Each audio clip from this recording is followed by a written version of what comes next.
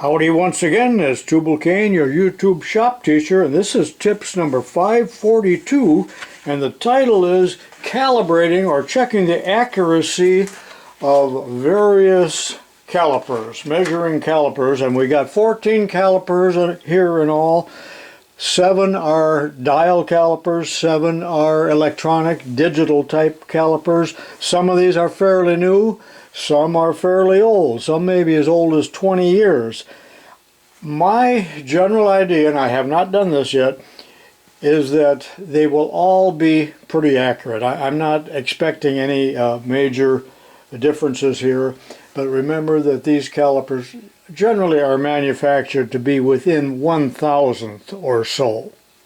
They are not tenths of a thousandths.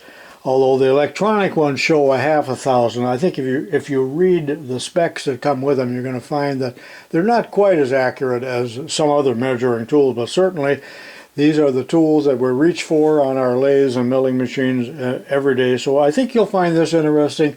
I think I will find it interesting, and I'm going to use gauge blocks to do the testing. So here we go. So here's the set of Fowler gauge blocks that you saw in a recent video. You know, I'm sorry that I mentioned to people that you shouldn't store accurate instruments in wooden boxes, because of course this is in a wooden box, but it needs to be kept in a dry place, so suit yourself on that. But there is corrosion on some of these, but I'm only going to use 2 of these. I'm going to use the 1-inch and the 2-inch. I'm not going to check these calipers throughout their entire range. It would take too long. This would be a 2-hour video. So I'm just going to use the 1-inch and the 2-inch, and that's my methodology.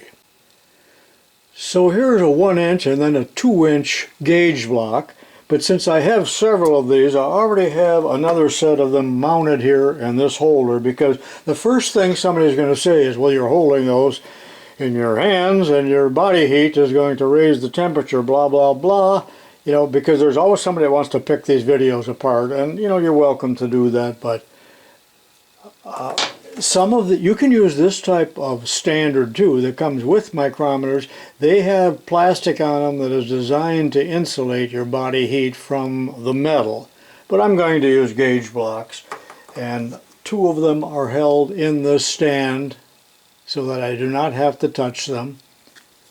That's the 1-inch, that's the 2-inch, and I believe that technically in the laboratory they would do all of this measuring and testing and calibrating and everything at 68 degrees Fahrenheit.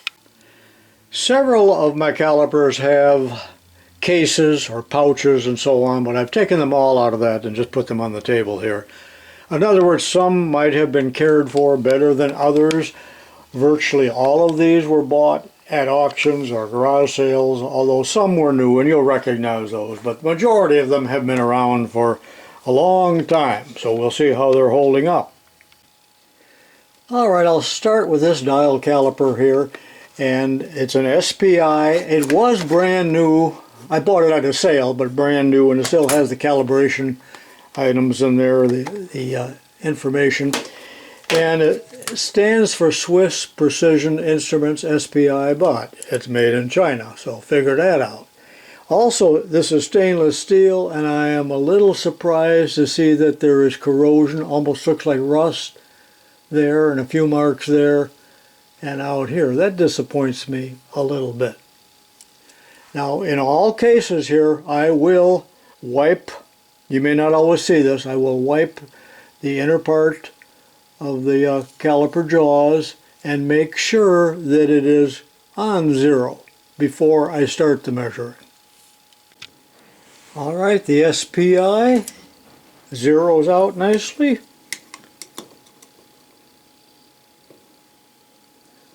Perfect on the 1-inch and perfect on the 2-inch, so there's a nice instrument we're ready to use. I may comment on several of these instruments. This Enco was given to me by my brother for Christmas in about 1970. I've always kept it in the case and was one of my favorites. The only one I had for many, many years was this. And it's right on there. I need to zoom in a little bit. and still right on at 2 inches. Thank you, Jen. Here's a Helios made in Germany. Had this for quite a while as well. It zeroes out, but it has skipped a tooth here, as you can see.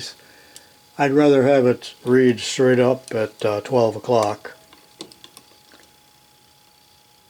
Right on 0.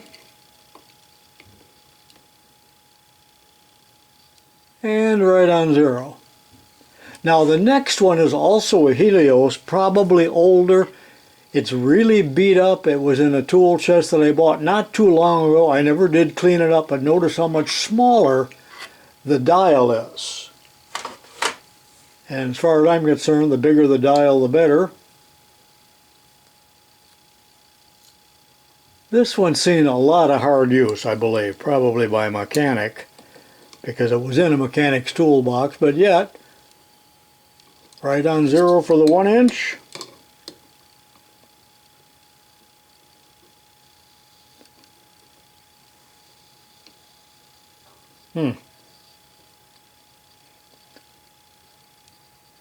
And within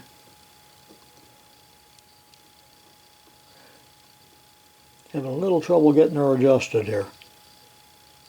Okay, it's right on 0. What's happening here sometimes is I'm cocking this one way or the other and not getting the jaws parallel on the gauge block. Next is a Sears Craftsman, still in the case, but it is made in China. It's got a nice looking dial. It has skipped a tooth, as you can see. It is very rough in feel. Some places it's very hard to move, others easy. This is not a very nice caliper.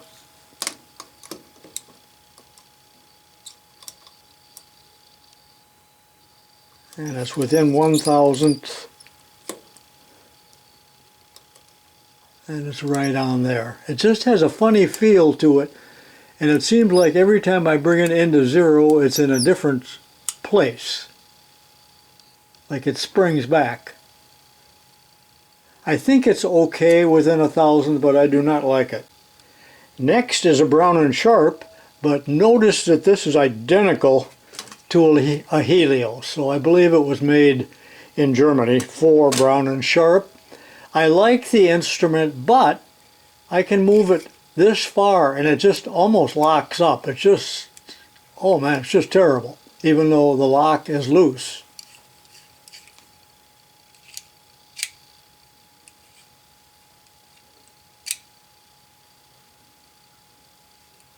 But let's see how it does. Right on.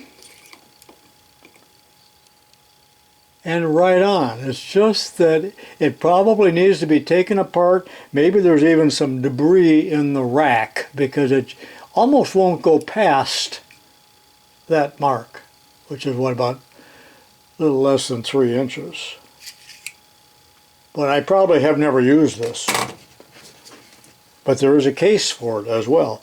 And then next is another Brown & Sharp, but this one says made in Switzerland. So they didn't make all of their own tools. Nice big dial.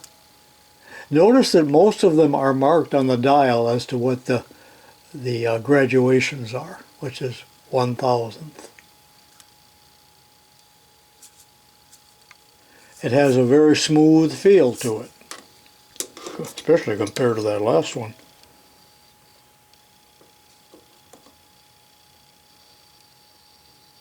Not coming to 0. Let me check it again. It's at 0 there.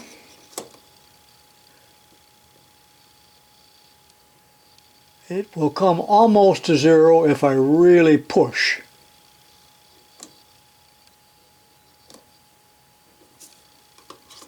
Let's see what it does here.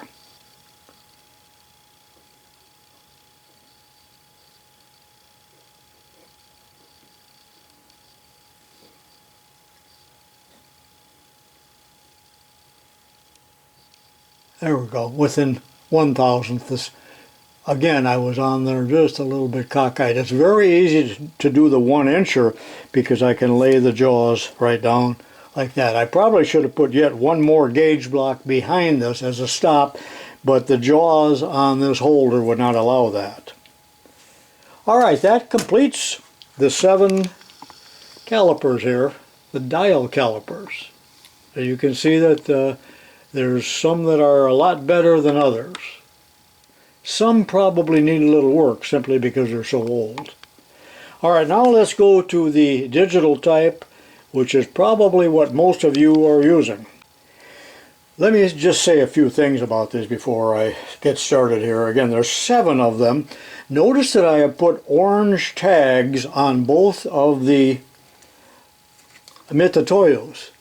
Now they seem to work fine, but these 2 instruments do not have automatic shutoff, which makes me dislike them.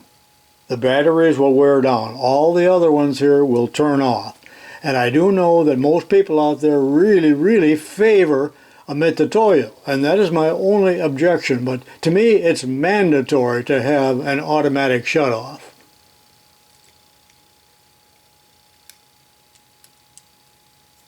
And then another comment here is that these older ones, like this Stereo is quite old. Just some of them have tiny little numbers on them compared to what we're seeing on like the Shars, beautiful big numbers. However, even though I'm a little bit critical of those numbers, and look at how small the numbers, some of these you have to turn on, by the way. They don't come on automatically. And I don't like that feature either. Now there's very small numbers, but yet much larger than the numbers on, let's say, a micrometer. But it's just that we're getting used to, and lazy, or I am, at some of the modern features on digital calipers. And then finally, one more comment here that I think you're going to find interesting. These are all expensive, nice instruments. This is her Horror Freight, Pittsburgh. I went out and bought this. It was $10 with a coupon. It didn't work when I got it. Now, I'm not going to say much more about that other than at the end of this video there'll be about a 3 or 4 or 5 minute little clip of when I bought this and some of the criticisms of it. But you know, it's only $10. Now $10 adjusted for inflation really is equal to 40 cents, or is equal to $2. But $1 is only worth 20 cents. So this is a 40-cent caliper. Now in some places here the workmanship is terrible. There's still either saw marks or file marks or abrasive marks on there. But it is cheap, and we're going to see how it performs. But if you want to see some criticism, watch the end of this video. And I know that a few others, including AVE, and I can't think of all who have talked about these, so I don't want to beat that subject to death any more than I already have. We'll start with the Stereo, and this is an older one. I picked it up for 20 bucks at an auction. It didn't work, but the battery was simply missing or dead, I forgot which. And in all cases, again, I wipe the jaws and make sure they're on 0. Remember that most of these read to the half of 1,000, but I believe that they are supposedly only accurate to within 1,000th. And I need to move in a little bit. And that's right on.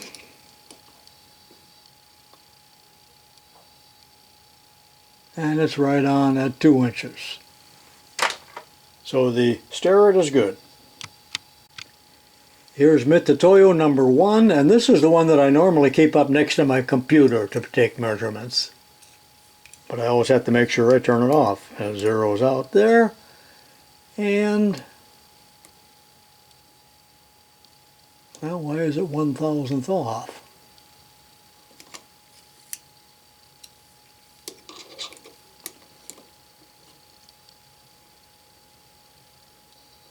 According to that, it's a full 1,000th off. There it's a 1/2,000th off. So we're going to declare this a 1/2,000th off, which is still within tolerance. And on the 2-inch,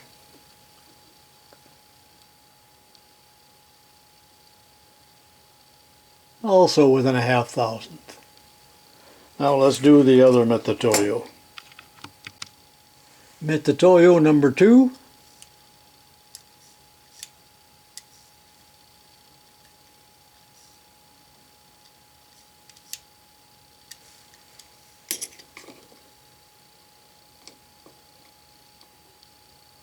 Right on.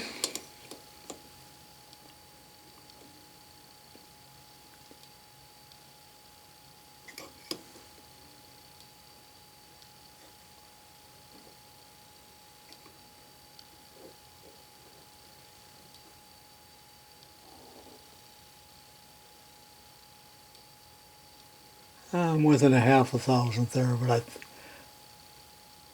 I had a little trouble getting that on straight, as you could tell. That's still a good caliper. Okay, now the Horror Freight Pittsburgh brand. It is absolutely rougher than a cob, like it was just dropped on the beach. Nice big letters though, and it will go off automatically. Just feels rough. It feels cheap, but it was cheap.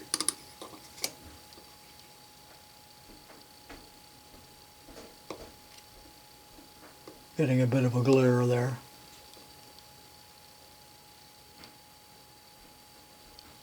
Oh, it's actually right on.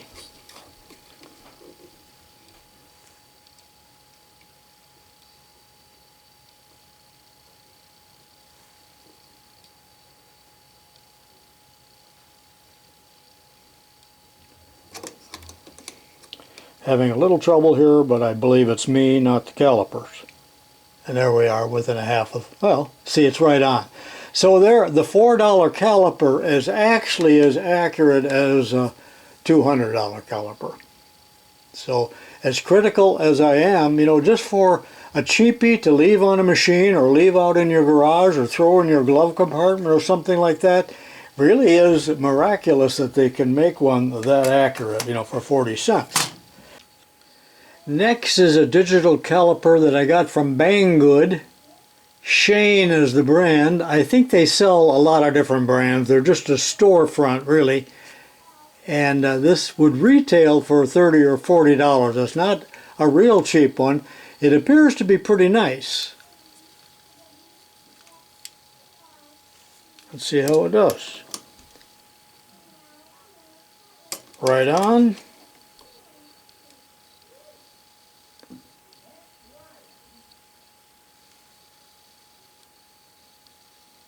And right on, or within a 1/2,000th. Yeah, it's right on. Extremely smooth feel to it. And I've got the case. By the way, all of these digital calipers work, or can be used both as metric and imperial. And they're all 6 inchers. Next is the Shars. There's the number. They have a complete line of these. Different sizes, different size numbers, different features. Extremely smooth.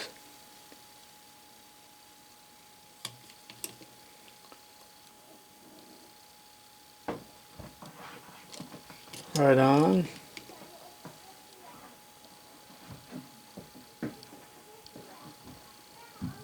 And right on there. This is the one that I use and keep on the bench at all times. I really do like this Shars. And then finally, I have a Fowler. This is a very old instrument. Very old. See how small it is? This is, there's a date on the box. I think it says 1980. So it goes way back. The Max Cal. Uses 2 batteries. Still feels pretty smooth.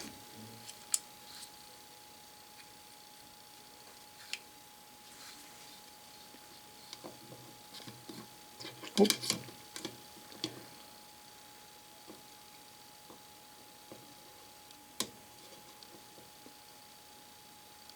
Right on. And right on. So as old as that is, it's still a good usable tool. And while I still have the fowler in my hand, just using this type of standard, you can see it's still quite useful. You don't have to use gauge blocks, but I have been on a gauge block kick lately, as you know.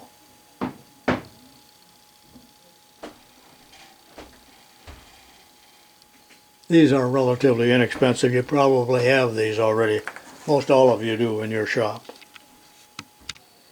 And yes, I forgot to turn off these pesky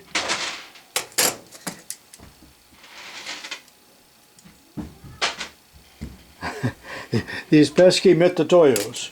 I suppose the more modern ones do have automatic shut-off now.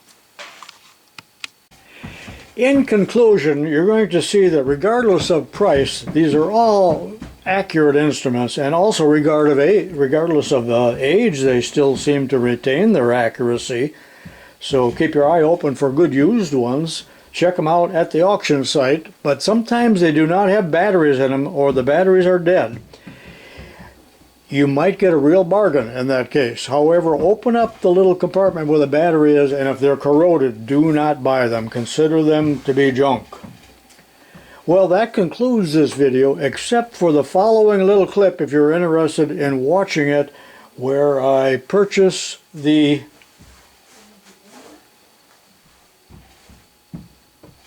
Harbor Freight caliper. So check that out if you're interested. Perhaps you'll get a laugh. See you in the next video.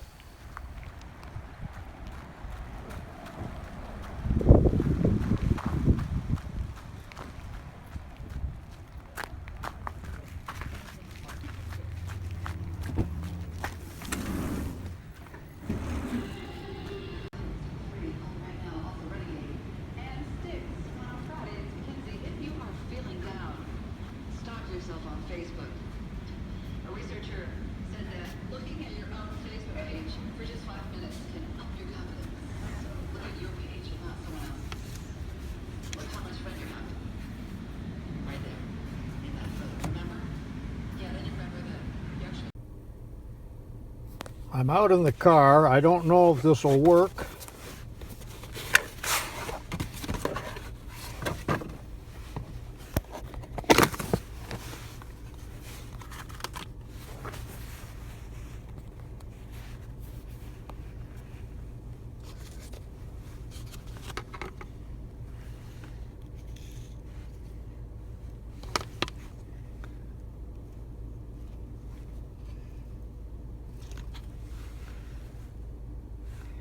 It doesn't work. I'm going right back inside.